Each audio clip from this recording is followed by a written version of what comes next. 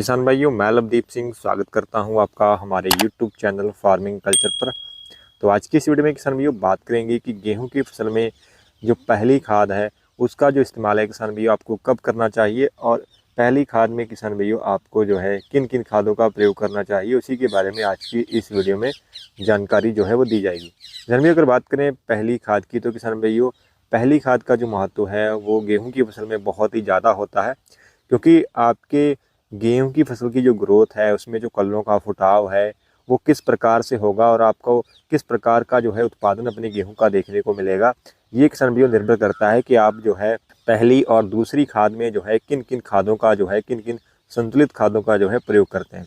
तो इसलिए अगर आप सही खादों का इस्तेमाल जो है अपनी पहली खाद या दूसरी खाद में करते हैं तो इससे क्या होगा कि एक तो आपके गेहूं की ग्रोथ अच्छी चलेगी, इसके अलावा आपके गेहूं में कल्लों का अधिक से अधिक फुटाव होगा, और जिसके चलते एक बहुत ही अच्छा किसान भाइयों बाद में आपको उत्पादन भी अपने गेहूं की फसल का देखने को मिलेगा। और अब बात करते हैं किसान भाइयों कि आपने जो है पहली खाद में किन किन खादों का कितनी कितनी मात्रा में इस्तेमाल जो है वो करना है।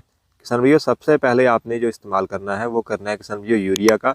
यूरिया किसान भाइयों आपने जो है 35 किलोग्राम प्रति एकड़ के हिसाब से इस्तेमाल करनी है।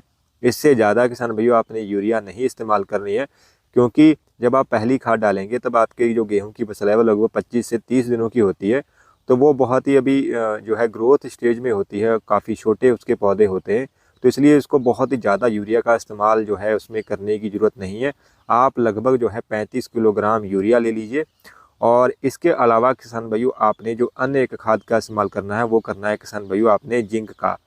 किसान भाइयों जिंक जो है अगर आप 33% वाली जिंक का इस्तेमाल करने जा रहे हैं तो वो किसान भाइयों आप 8 किलोग्राम प्रति एकड़ के हिसाब से इस्तेमाल कर सकते हैं।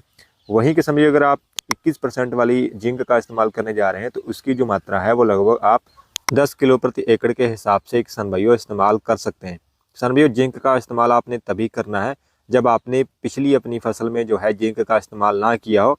यानी अगर आपने पिछली धान की फसल या अन्य किसी फसल में अगर आपने जिंक का इस्तेमाल किया था तो इस बार जो है गेहूं में आप जो है जिंक का इस्तेमाल ना करें, क्योंकि एक साल तक जो है जिंक अगर आपने खेत में डाली है तो उसका जो असर है वो लगभग एक साल तक देखने को मिलता है। तो इसलिए अगर आपने पिछली फसल में डाली थी जिंक तो इस फसल में जो है गेहूं की फसल में जिंक डालने की आपको ज़रूरत नहीं है। वहीं किसान भाइयों आपने एक अन्य जो तीसरी खाद का इस्तेमाल करना है वो करना है किसान भाइयों आपने एक किसी अच्छे माइक्रो न्यूट्रेंट का, जैसे कि आप किसान भाइयों सागरिका या फिर बायोवीटा या फिर धनजाइम गोल्ड, इनमें से किसी किसान भाइयों एक माइक्रो न्यूट्रेंट का इस्तेमाल जो है अपने गेहूं की फसल में पहले खाद के रूप में कर सकते हैं। क्योंकि किसान भाइयों इन सब में जो है सूक्ष्म पोषक तत्व होते हैं जो कि किसान भाइयों आपके गेहूं की फसल की ग्रोथ के लिए, उसमें कल्लों के फुटाव के लिए बहुत ही ज़रूरी होते हैं। किसान भाइयों अगर आपके गेहूं की फसल में सूक्ष्म पोषक तत्वों की अगर पूर्ति होगी तभी किसान भाइयों उसमें जो है आपको अधिक से अधिक कल्लों का फुटाव देखने को मिलेगा, और तभी उसकी जो ग्रोथ है आपके गेहूं की वो भी आपको अच्छी चलती हुई नजर आएगी।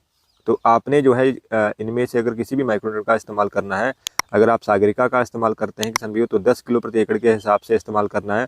अगर आप धनजाइम गोल्ड इस्तेमाल करते हैं तो लगभग 8 किलो प्रति एकड़ के हिसाब से इस्तेमाल कर सकते हैं।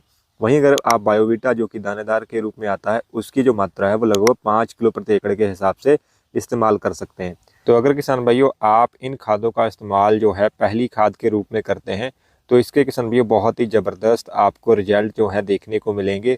आपके गेहूं की फसल में बहुत ही अच्छे किसान भाइयों कल्लों का फुटाव होगा, और आपकी गेहूं की जो ग्रोथ है उसका जो कलर है वो बहुत ही हरा भरा किसान भाइयों आपको चलता हुआ नजर आएगा। तो ये थी कुछ सामान्य जानकारी किसान भाइयों पहली खाद के बारे में। आशा करते हैं आपको अच्छी लगी होगी। अगर अच्छी लगी है तो वीडियो करिएगा लाइक, चैनल पर नए हैं तो चैनल को भी करिएगा सब्सक्राइब। धन्यवाद किसान भाइयों।